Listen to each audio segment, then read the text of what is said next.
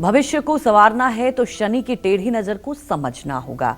अपनी चर्चा को आगे बढ़ाते हैं और पंडित जी से जानते हैं कि किसी व्यक्ति को अगर साझेदारी फलती नहीं है, ईमानदारी का रास्ता अच्छा नहीं लगता हो और फैसले अगर उनके हमेशा गलत ही होते हैं, तो ऐसे व्यक्ति की कुंडली में शनि किस भाव में बैठकर किस भाव को देख रहे हैं, ये जानते हैं पंडित जी से। बताएं पंडित जी। देखिए, शनि का विचार तो करिएगा, जो बता रहा हूं उसमें सच्चाई भी है, लेकिन अगर उसी भाव को शुभग्रह भी देख रहे हों या उस भाव का स्वामी उस भाव का भावेश उच्च राशि में हो, तो फिर परिणाम दूसरा कुछ होगा। इसलिए कुंडली का फलादेश करने के लिए सारी चीजों का सम्यक अध्ययन किया जाता है। ये फलादेश जो मैं बता रहा हूं तभी घटित होगा जब केवल शनि और शनि उस भाव को प्रभावित करेगा।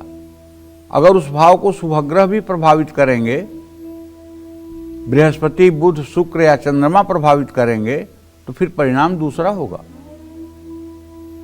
कुंडली में शनि देव अगर 5वें भाव में हूं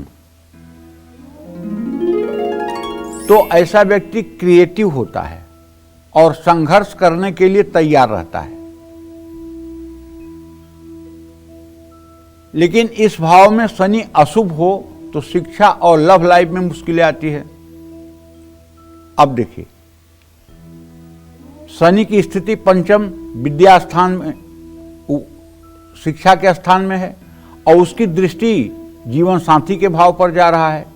तो यद्यद भाव गते राहु केतुश्च जन्य निराम यद्यद भावे संयुक्तम तत्फलम प्रसेदलम।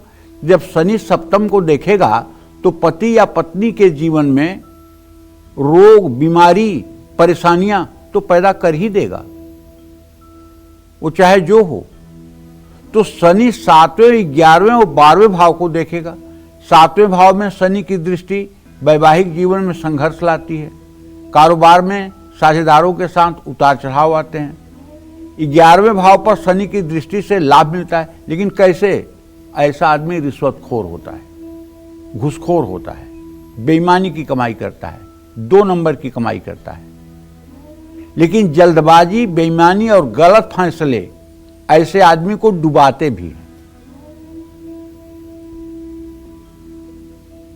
ऐसे में शनि की दृष्टि धन और परिवार दोनों पर संकट लाता है।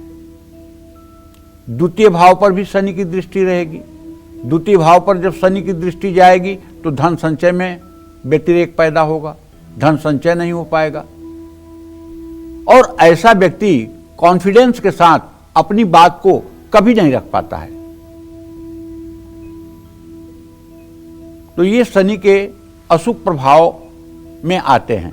लेकिन मान लीजिए द्वितीय भाव में बुध और बृहस्पति बैठे हुए हैं, बुध अच्छी स्थिति में है, उच्च राशि का है, या बृहस्पति अच्छी स्थिति में है, धनु या मीन राशि का है, और शनि की दृष्टि पड़ रही है, तब क्या होगा? तो थोड़ा खर्च वगैरह जरूर बढ़ेगा, लेकिन बाणी वगैरह और अपनी बात को कह पाने में उसकी सामर्थ्य होगी। इसलिए ज्योतिष शास्त्र भैया महासमुद्र है। इसका एकांगी अध्ययन करके आप अनर्थ के मूल में जा सकते हैं। जिन जिन लोगों को ज्योतिष की ABCD पता चल गई है, उन लोगों को मैं दुनिया में सबसे ज्यादा परेशान देखता हूं। पंडित जी, अब तो हमारा राहु आ गया 8वें में, अब क्या होगा? अब तो मेरा शनि 9वें में चला गया, अब क्या होगा? अब तो ये प्रॉब्लम आएगी, अब तो ये समस्या। मतलब इतना नकारात्मक ताना वाना बुन लेते हैं अपने जीवन को कि अच्छी खासी जिंदगी भी नरक कर देते हैं। देखिए, कहीं कहीं ज्ञान वरदान है और अज्ञान अभिशाप तो हर जगह है, लेकिन कहीं कहीं अज्ञान भी वरदान है, ज्ञान भी अभिशाप है। और अल्प विद्या भयंकरी। अगर ज्ञान अधूरा अधकचरा है, सर्वांगीण ज्ञान नहीं है, या हर पहलू को समझने की क्षमता नहीं है, केवल एक पहलू देख करके बोलने की क्षमता है, तो इससे सिर्फ और सिर्फ तनाव और विषाद का जन्म होगा मन मस्तिष्क में।